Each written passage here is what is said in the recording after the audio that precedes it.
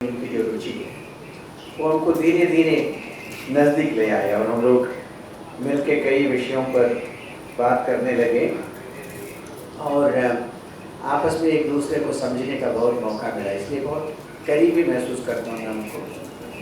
और ये विश्वास करने में कठिनाई होती है कि 1 साल से हम हुए हमारे बीच में नहीं,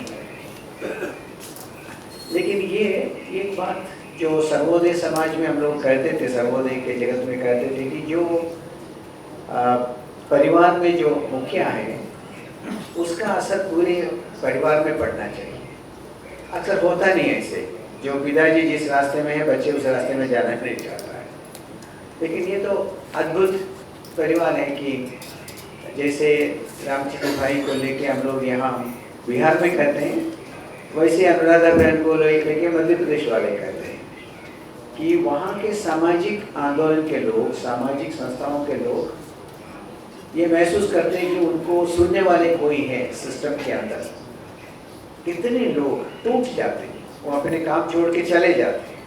किसी के ऊपर नक्सली का ठप्पा लग जाता है, किसी के ऊपर देशद्रोही का ठप्पा लग जाता है, किसी को एंटी डेवलपमेंटल ठप्पा लग जाता है। लेकिन उनको ये पता है कि हम अनुराधा बहन के पास जाएंगे तो वो सुनेंगी और हमारी बातों को समझेगी और हमको रिप्रेजेंट करेगी सिस्टम के अंदर। तो वहाँ लोगों के लिए एक प्रकार का बहुत बड़ा सहारा है। जब अनुराधा बहन कहती है मैं रिटायर होने जा रहा हूँ तो वहाँ के सब लोग घबराने लगता है कि आप रिटायर होगा तो हमारी आवाज़ कौन अंदर उठाने वाले होंगे। लेकिन वो वहाँ तक सीमित नहीं है। जो मैं देखता हूँ कि उनके असर उनके बच्चों के ऊपर, और दोनों बच्चे जो है हमारे अनुराधा बहन के, वे लोग भी सामाजिक काम में उतने ही रुचि लेते हैं, उतने ही सबको मदद करने की कोशिश करते हैं। तो मैं क्या कहना चाहता हूँ कि ये जो प्रभाव उषा बहन और रामचंद्र भाई ने समाज में जो दिया, उतना ही प्रभाव उन्होंने अपने परिवार के अंदर दिया है। उसका बहुत ज़्यादा लाभ समाज में काम करने वाले लोगों को मिलता है। लेकिन आखिरी मीटिंग मेरा जो रामचंद्र भाई के साथ हुई उसका मुझे बहुत याद है। मेरे साथ प्रदीप प्रियदर्शी और शायद हमारे और भी 3-4 साथी लोग रहे और हम लोग बैठ कर चर्चा कर रहे थे। उस समय हम रिजोल्व नहीं कर सके, ऐसे 2 मुद्दे हैं तो रिजोल्व होना कठिन है। एक मुद्दा जिस पर हम लोग उस समय चर्चा कर रहे थे वो सामाजिक संस्थाओं के आज के हालात को लेकर। मुझे लगता है कि आज फिर उस पर चर्चा करने का समय आ गया है। मैं उनसे कहा कि देखो, आज़ादी के तुरंत बाद जब ये तय हुआ कि नेहरू दिल्ली की ओर जाएंगे, पंडित जवाहरलाल नेहरू दिल्ली की ओर जाएंगे, तो विनोबा ने कहा मैं गांव की ओर जाऊंगा।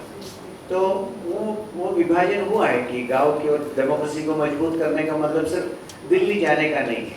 डेमोक्रेसी को मजबूत करने के लिए कुछ लोगों को गाँव की ओर भी जाना है। तो एक दिल्ली की ओर जा रहे हैं, एक गाँव की ओर जा रहे हैं, लेकिन दोनों के अंदर घनिष्ठ मित्रता है, वो विरोध में नहीं है। और उसके बाद कहानी आपको याद है कि पंचवर्षीय योजना बनता है तो नेहरू उसको विनोबा जी के पास भेजते हैं कि आपका टिप्पणी क्या है वो जानने के लिए। या जब भूदान का काम विनोबा जी ने शुरू किया तो जैसे ही विनोबा जी भूदान का काम शुरू करते हैं तो नेहरू जी भूदान एक्ट बनाते हैं कि कानून बना के उनके काम को मजबूत करने का कोशिश करते हैं। या जब सरकार ने तय किया कि ब्लॉक डेवलपमेंट ऑफिसर नियुक्त होना है तो सबसे पहला ब्लॉक डेवलपमेंट ऑफिसर A.V. स्वामी सर्वोदय मूवमेंट से उन्होंने पिकअप किया कि ब्लॉक डेवलपमेंट ऑफिसर बनाने के लिए।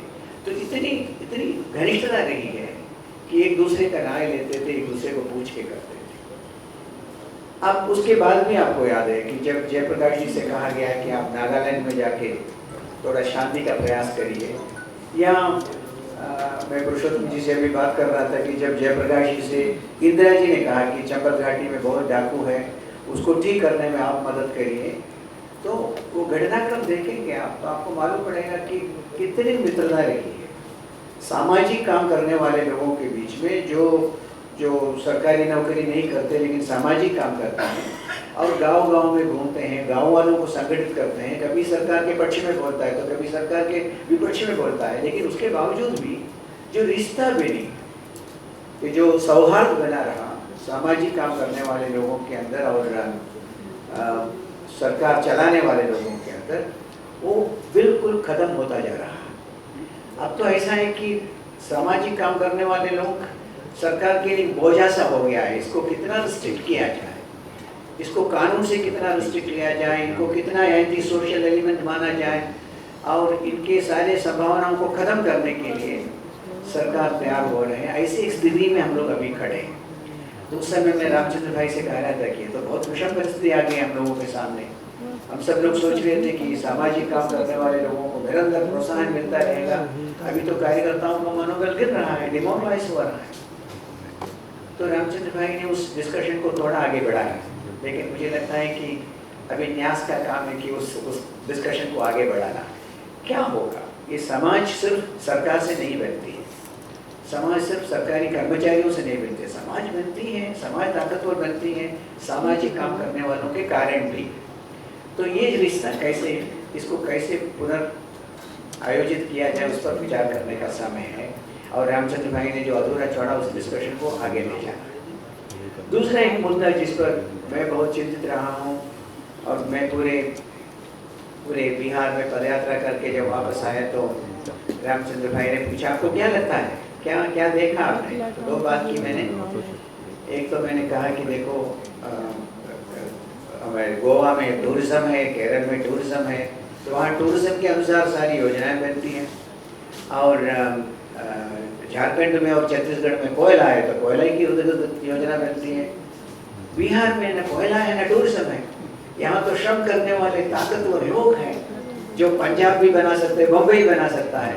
तो यहाँ की योजना बननी चाहिए गरीबों की इर्द गिर्द। इतने सुंदर धरती, इतने काम करने वाले मेहनत लोग, ये दोनों को मिलाएंगे तो पंजाब भी आगे बढ़ेगा, तो बिहार भी आगे बढ़ सकता है। तो उन्होंने कहा ये तो ठीक सोच है, इसके बारे में हमको दोनों को मिलके कभी आगे बातचीत को बढ़ाना चाहिए। लेकिन उससे भी बड़ी बात जो उस समय हमने की वो है कि जो संवेदना खत्म हो रही है समाज में।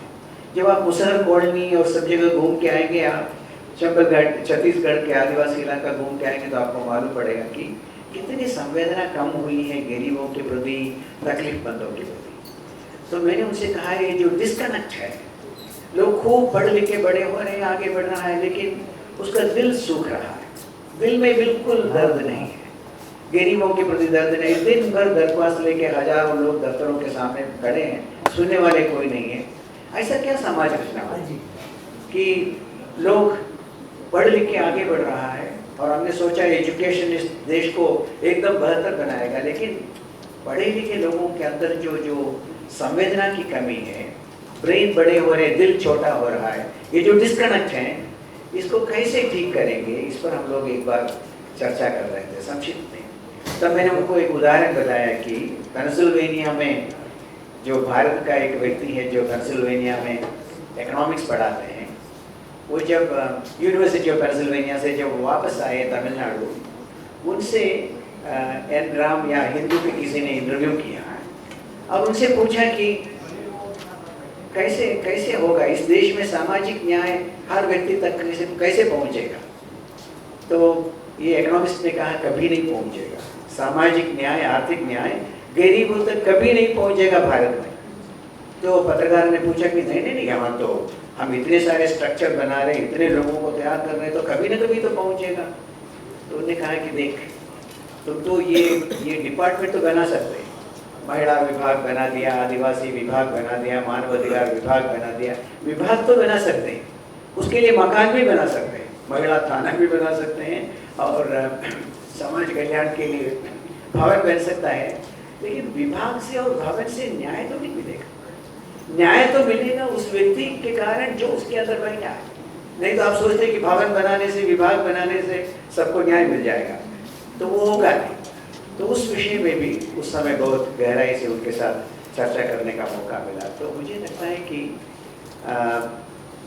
रामचंद्र भाई को याद करते समय मेरे मन में ये सब आ रहा है कि जो अधूरा छूटा हुआ चर्चा जो है उसको कैसे आगे ले चलेंगे, क्योंकि उनको याद करना एक बात है, हमारे सबके मन में दिल में वो रहेंगे, लेकिन बहुत ज़रूरी ये है कि उनको याद करते करते हम लोग उनके विचारों को कैसे आगे ले जाएंगे।